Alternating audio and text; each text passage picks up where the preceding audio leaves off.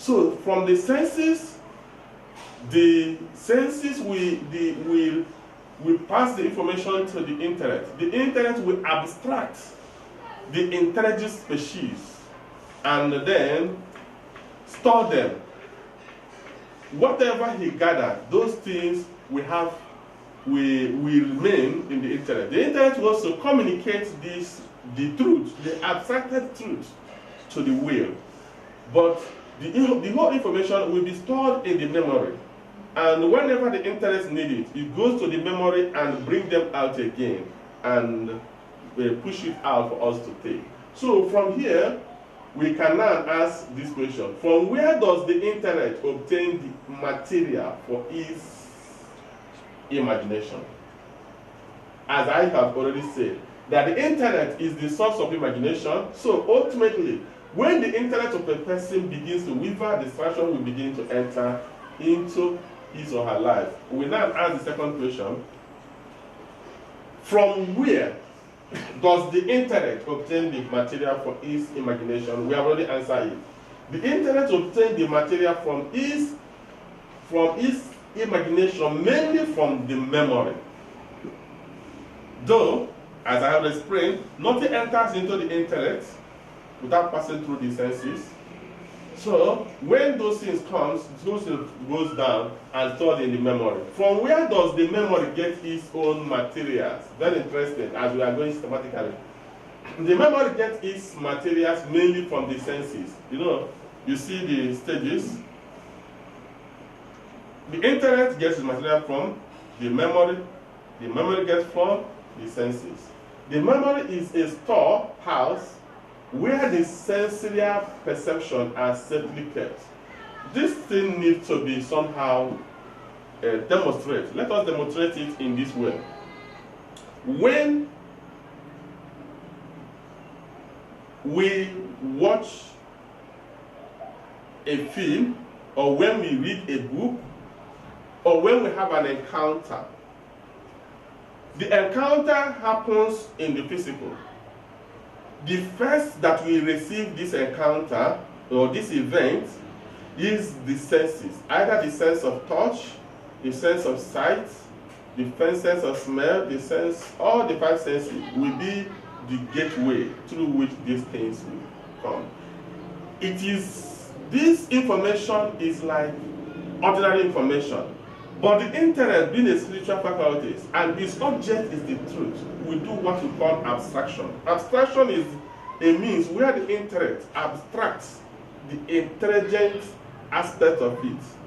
What is life? For example, if somebody offers you a flower, the intellect will not take the flower and swallow the flower and put the flower physically in the brain. What the intellect will abstract from the flower is what is the message, the truth about this flower, because this object is the truth. The intellect will now abstract the truth of the flower, which ordinarily is called love. This love is what the intellect will take. This person that offers me a flower is like expressing love to me. So the intellect will abstract love. And this love is what the intellect will store back into the memory. So the memory takes it. Anytime is now time for prayer or time for anything, time for quietness, time for meditation, the flower will appear, which definitely will speak to the intellect that this is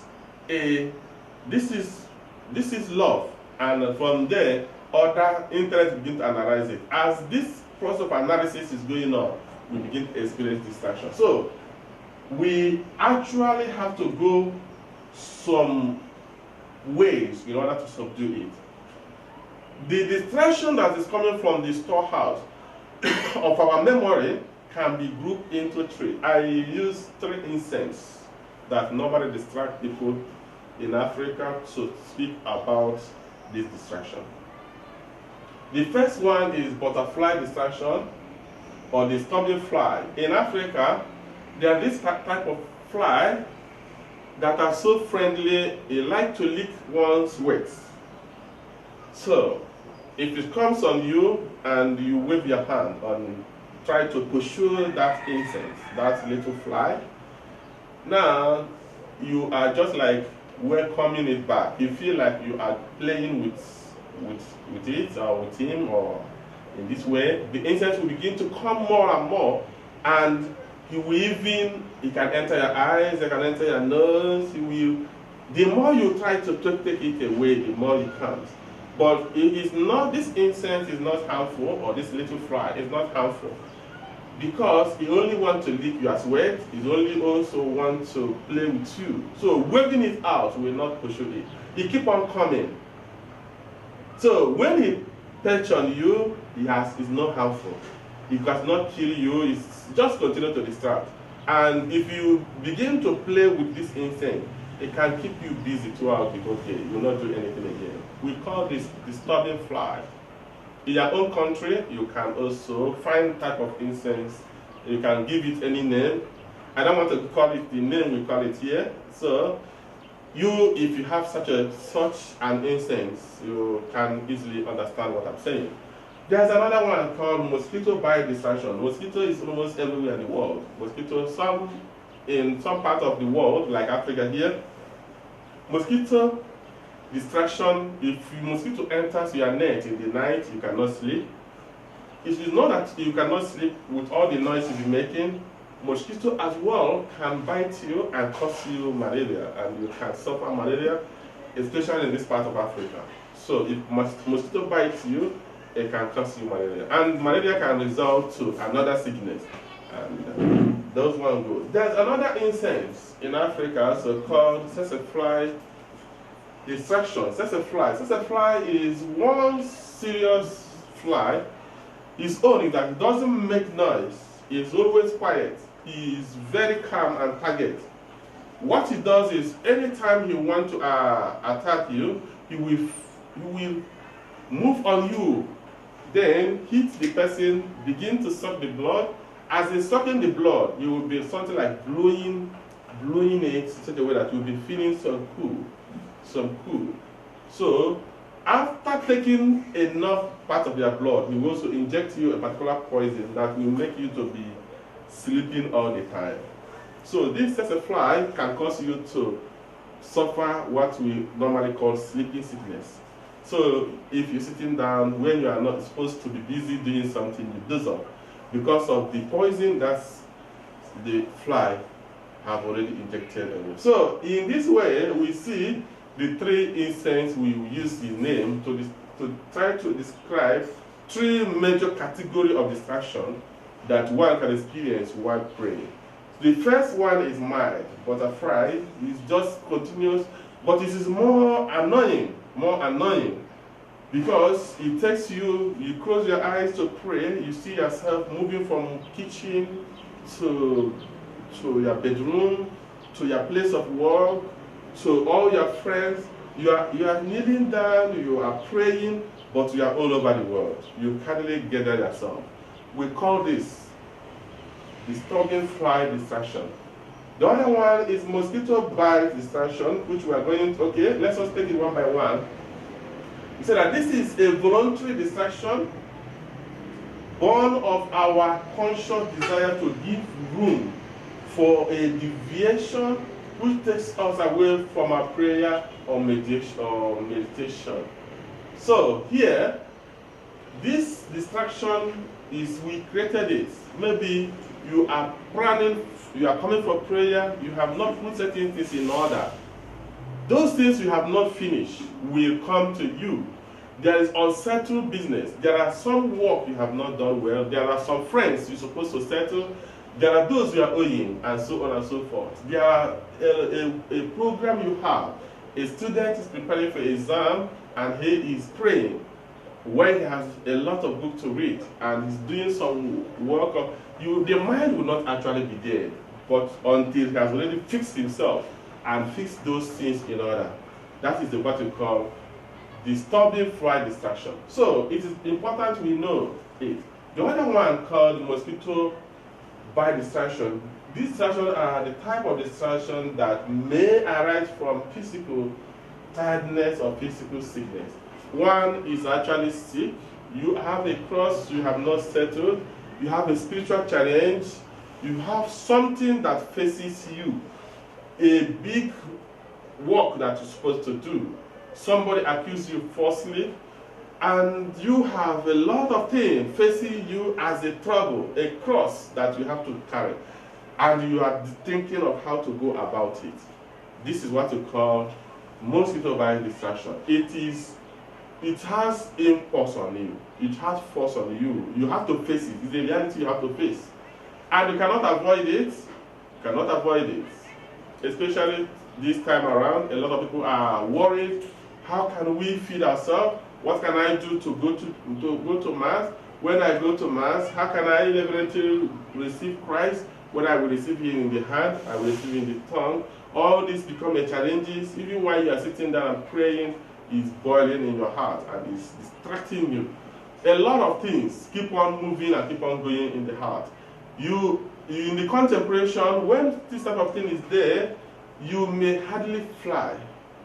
So they need to be quieted. We are going to tell you what you should do generally to avoid it. Now, tse-tse distraction, these are distractions that arise from failure in life, falling into some grievous evil or depression due to uncertainty. This one can be caused by someone who is living the state of mortal sin. You have done some terrible evil. You have a serious crisis. Someone died for you. You have a friend you are missing. The person is dying, and you are there. You have nothing to do. You have made a great loss that has almost shattered your entire life. You have been fired from your job, and so on and so forth. You have no hope. There is uncertainty of life, and you want to pray. This type of distraction can be there to create a lot of confusion in you. Or you feel that people are pushing you, who want to kill you.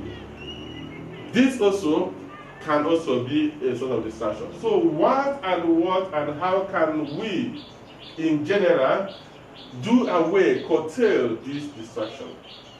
I will make one statement categorically for us that many times these distractions cannot easily be removed because they are in the storehouse of our memories. The only thing we have to do is to curtail and subdue and move ahead.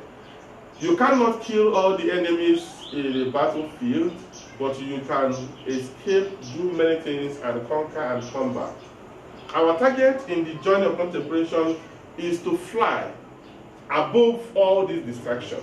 I repeat, our target in this journey of contemplation is to fly above all these distractions, to fly with the wing of love. As the distraction is hitting us, we are flying, we are moving, flying higher and higher and higher until we land there. Now, there are few things I would recommend. Number one, you having right motivation. Are you really making a journey of prayer? Do you really want to make this journey of contemplation? Are you really searching for Christ in the sanctuary of your heart? If one is actually searching, why are you even doing this? What is motivating you?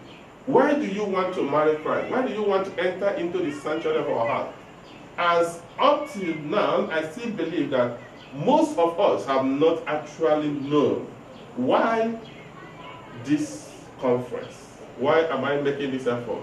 What people are trying, some people in the questions is busy asking me, when is rapture happening? When is 3 days darkness happening? What shall we do on that and that? And in the end of all the lecture, hardly will the people ask important questions that is deep and connected to the lesson. Hardly. They will be asking of external things that is not important because they don't even know what we are doing. It is only when we finish this program that many of you begin to ask, why did Barnabas spend every Saturday and talking about journey with him, finding Jesus in the sanctuary of our hearts? The answer is very simple and very, very simple for a simple mind, which is that a time is coming only when it will be only those who have God in the sanctuary of their heart will have peace. Only those who knows where to find him. You will go to up, you will not see him. They go to the mountain, you will not see him. Search him up, east and west, you will not see him. But he is there in the sanctuary of our heart. It is only those who know how to turn inward, penetrate within the sanctuary of your heart, and gaze at him will be consumed. All the rivers and ocean will dry up, but the river that is flowing from the sanctuary of our heart will not dry up. When I talk this way, I'm not saying that the ocean, Atlantic Ocean will dry, or the Pacific Ocean will dry. I'm only trying to say that there will be dryness, spiritual dryness all over the world. That it is only finding God, who is in the sanctuary of our heart, that will be the solution. And it is very important we get hold of this. We are conscious of this, and now have the right motivation, desire to have him. Because he is all and all. The renewal of everything in the world is when man turns back to the Creator. We have to go back to the one who created us. He is the one where we have our origin. So in order to restore ourselves into the fullness of his love, we have to go back to him.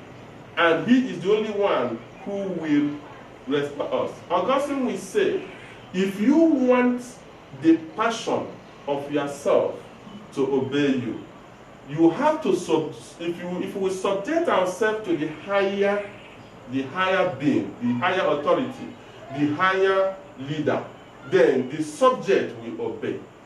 The subject will obey. If man were able to surrender his own will to God, then all these faculties, all this noise within us will quieten itself on its own, because the commander is from the front at the top, giving the instruction, so that the entire body will now obey. But when we rebel with God, when we quarrel with God, when we don't even know him, when we fight him in every way, when we are abusing him in everything, even in our prayer, even in our devotion, in our daily life, we are quarreling and fighting with him, we will continue to have rebel. There are many things we cannot do by ourselves, which God can also do. When we carry ourselves into this tunnel of contemplation, then all this distraction and all this weakness, the grace of God will be like fire and consume them. Now, the second point is choosing the right place for prayer and meditation. Some people does not have environments, a place for prayer. No matter how busy the world should be, they are not, no matter how you occupy, even in your own house. Look at some of our devotees. In their own house, they will have 3-bedroom flats, for instance, or 3-bedroom apartment. In the center of their house, there will be no home for Jesus. They will put very big plasma television, very big cushions, and dining and other things. There will be no space for Christ in that home. Jesus expects that in such a home, before you begin to plan how this house will be, there must be a chapel, a meeting place with God. The people of Israel, as they are making their move, going to meet God, something always happens. God will always come back and tell them and live in their midst, in what they call the tent of meeting. So let there be a sanctuary in your home. Let there be, even for those who have a bigger space, in a garden, create a quiet garden like Mary of Nazareth. We always have a beautiful garden with beautiful flower. John will always say, I will always like to go to Nazareth because I love to see that beautiful garden our Lady had.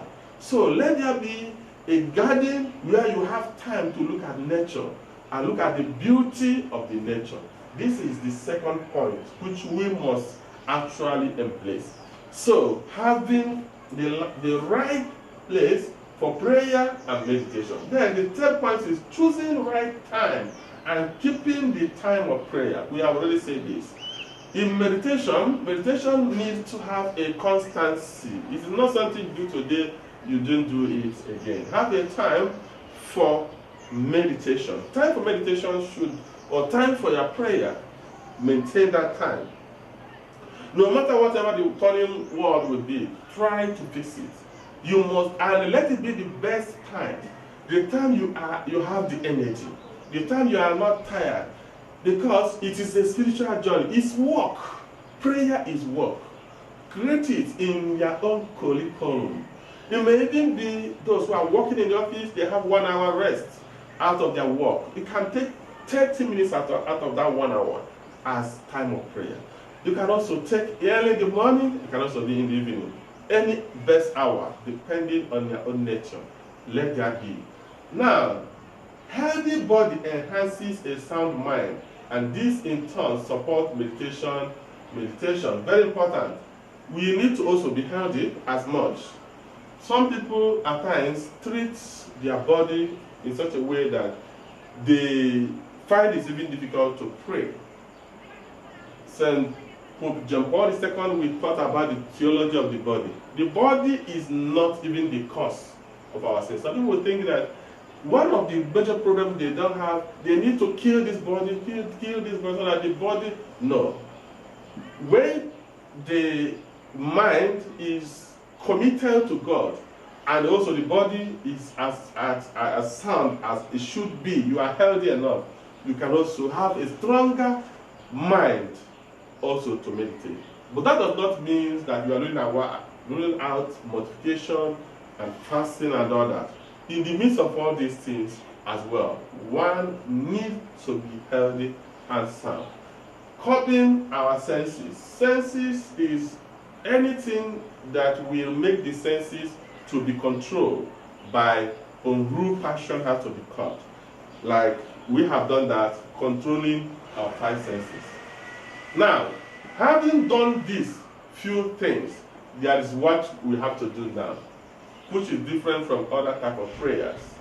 We call it pushing the goal of contemplation through the aid of centering prayer, which we are going to use as the last point. If we're able to control all these forms of distraction and reduce them with the help of grace, whatever one feel that you cannot do, we ask for the grace of God to do it. God can also support us with His grace. Now, let us see how we can push forward. Try to quieten this noise. Try to make a positive move with the aid of contemplation. Let us see of what we call centering prayer. I would like all those who are listening to pay attention to this important part, centering prayer. The psalmist says, "May my meditation be pleasing to you."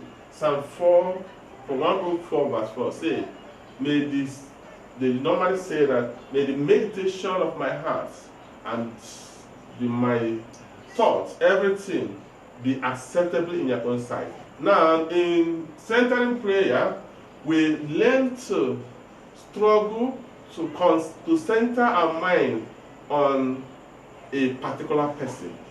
Look at what is centering prayer. Centering prayer is a very simple method of prayer for beginners in which we open ourselves to God and consent to God's presence in us and God's action within us. It is like two sitting in silence, just being in each other's presence, as Thomas Kelly will say. That centering prayer is just like two friends sitting at each other, talking to each other, and gazing at each other. Let us see the method of centering prayer. Centering prayer.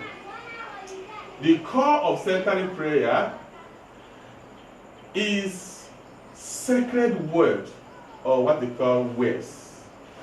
Just like two friends a child learning to speak. When a child want to learn how to speak, the child speaks with a word, a particular word. You can begin to call father, father, father. He concentrates. The child can be carelessly calling that word father. He goes around father. If you ask him, boy, what is that? He said, father. He said, what is your name? Father. What is your school? Name of your school? Father. Everything is father, because the child wants to learn how to say father. So in centering prayer, we make use of what we call sacred word. Pay attention to that. Now, and some people call it mantra in Latin. Now, preparation for central prayer, how does it happen? What are the ways to do it? Pay attention, because at the end of this, I will give you an assignment you must do if you are to follow the next week program. So take 1 minute. The methods, few methods. Number one, take 1 minute or two to think about a word that may express one's feeling of being present to God, or God's presence in one's heart, or God's action in one's life, or one's faith, or one's aspiration. So, the first thing you have to do is to take some time now to think about what is the word that I will use in order to call the name of God, in order to awaken my spirits. You begin to think of a word. So let that word come to your mind. Any word that comes to your mind. Some people may call God Father, as I've mentioned. Any word you think about. So you choose it. We are going to tell you what to do. The second point is the word could be a sacred word, or it could be some other word. It may even be a sacred word. It may even be merciful. Merciful. Because God has done many things for you. You always see God as merciful, loving, okay? My great lover. Anything else? My king. Only one word. Only one word. Don't forget about it. Any word could be chosen, provided that it is one in the presence of God, or help one to be in the presence of God, or to submit one's whole being to God and His will. Very, very, very important. Any word could be used. Anything, any word, any sacred word could be used. Okay. Action during centering prayer. What we do. The only thing we do in this first one is to choose a word. That's what I'll tell you now. Second part is that we should stop thinking about God. Now, you will be sorry for what I just said. In centering prayer, what you should concentrate is that word. Stop thinking about God now. Just pause. Don't think about God. Just concentrate on the word. We should let God act in us. Let God be the one who will be acting. Concentrate on that word. Don't think about Him. Look at the blind beggar. The blind beggar, the who wants to be cured. Bartimaeus. As Jesus was passing by, he inquired who is coming. And they told him, it's Jesus of Nazareth. He shouted, Jesus of Nazareth, have mercy on me. Jesus of Nazareth, he was not thinking of anything. He's concentrated on that word. As people was rebuking him and talking to him, he insists doing that. We should give God a chance to manifest Himself in us, in this world. Okay? Okay, what happens during centering prayer? We have already. Okay, look, the next point should be how to get into centering prayer. Number one, choose a sacred word, which we have already done.